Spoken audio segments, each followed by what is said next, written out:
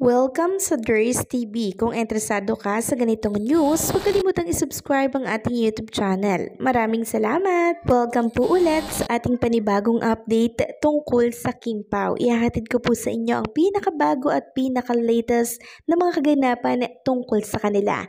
Kaya naman kung hindi ka pa subscriber ng ating channel, pindutin nyo na ang notification bell para lagi kayong updated sa mga balitang trending at napapanahon. So ayun, welcome back again sa ating YouTube channel mga Kim Pao, and for tonight's video, ang pag-uusapan natin ay tungkol sa mga importanteng ganap kina Kim and Paolo Abilino. Pero bago po yan, pag-uusapan muna natin etong another pa-block screening ng isang Kim Pao groups, no, exclusive invitation ito na merong 400 plus na seat. So sabi po ng Kim Pao Universe official, just like what we promised, we want to give back, and with that goal, we want to hand out more slots for our invited guests. Wala daw pong bayad, no hidden charges, and no reselling of slots. So kung sa iba meron pong mga bayad like 200 plus ata yun, dito mga kakimpaw, wala po kayong babayaran. No fees, no hidden charges, and no reselling of slots. Ayan no, 400 plus na seat block screening. March 26 yan. Wednesday, 2025 syempre. We already have confirmed to our prestigious guests the seats we have allotted for them. So, kaya wala po itong bayad mga kakimpaw. Itong 400 seat na to, sila na po yung nagbayad neto. So, sila po yung mga Kimpaw fans and Kimpaw sponsors na talaga namang naglalabas po ng pera mula po sa kanilang bulsa para suportahan si Kim and Paolo. Way po nila ito para sumuporta sa tambalan po na Kim Pao.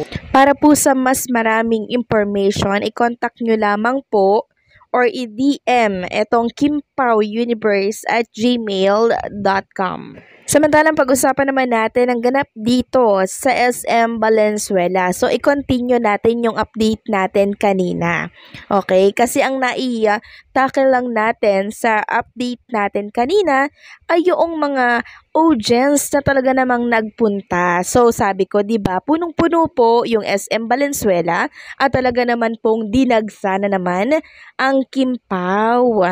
So, sa baba at sa itaas po ng mall, punong-puno po yan ng tao mga kakimpaw, and talaga namang sigawan sila bawat ginagawa pong pagpapakilig ni Kim and Paolo Abilino.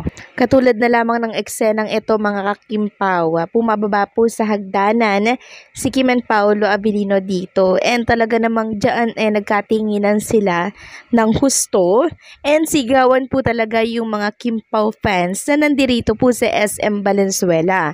Paano ba yan? Tinginan pa lamang at hawakan. Ganyan na po yung reaction ng marami. 'Di ba? Sabi nga dito, this is precisely what I'm talking about.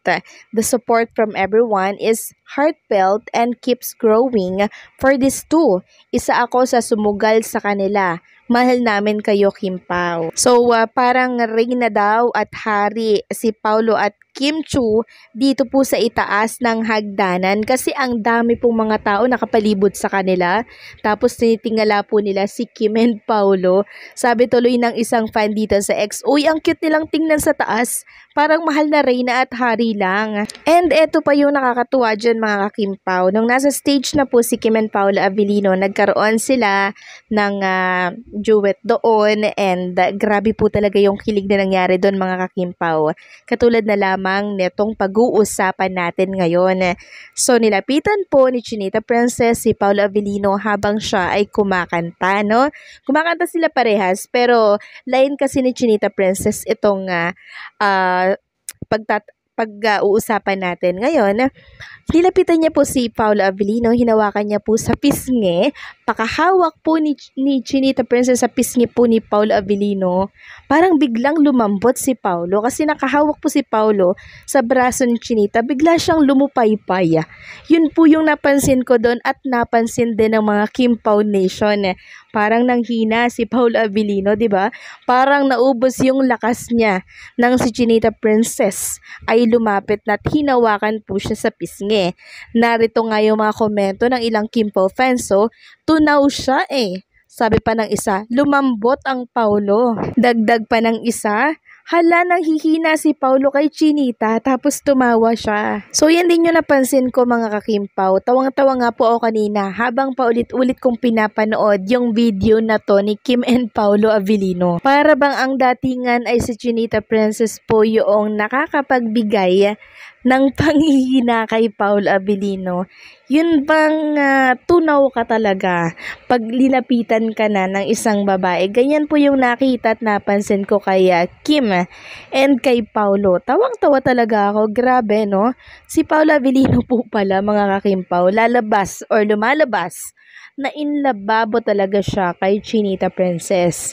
Kasi si Chinita, napaka-showy po niya. Tapos si Paulo, mahiyain siya. Tapos pag nilapitan na siya ni Chinita Princess, wala na.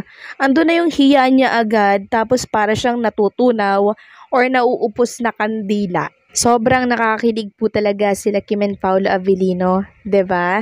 Talagang dito pa lamang po sa kanilang mga galawan ay confirm na natin kung anong meron sa kanilang dalawa. Inlababo sila parehas. And hindi naman tayo pinanganak kahapon para hindi po makita ang katotohanan sa mga kilos nila kahit na wala pong pagkumpirma. Syempre, merong mga fans na nagsasabi na importante confirm muna yung relationship. Pero para sa akin at para sa amin na ibang Kim Pao fans, masaya na kami sa pinapakita po nila. Basta legit. Diba? Anhin mo yung galing sa bibig mo na pagkumpirma kung wala naman tayong nakikita sa kilos at galaw nila. Diba? Doon tayo sa mas legit. Hindi sila nagsasalita, hindi sila umaamin, pero pinapakita nila ang katotohanan kung ano pong meron sa kanilang dalawa. Mas maganda yon kaysa sa kinukumpirma pero wala naman tayong nakikitang merong sila. So dito na tayo sa galawan ni Kim and Paulo na sadya pong totoo. So kanina po mga kakimpaw, present po ba kayo dito sa SM Valenzuela? Nasaksihan nyo po ba yung pagpapakilig ni ginawa ni Kim and Paulo Avellino? Natunaw din po ba kayo? Kasi kami, kitang-kita namin yung mga pangyayari dyan. And talaga naman po punong-puno ng pagmamahal si Kim and Paulo Avellino sa isa't isa. Kaya yung mga taong nakapalibot po sa kanila kanina, grabe din po talaga yung kasiyahan dahil sa pinapakita po ni Kim and Paulo Avellino. So itong tambalan po ni Kim and Paulo Avellino, nakakabawas sila ng stress. Nakakatulong sila sa marami. Diba? Stress reliever sila para sa ating lahat.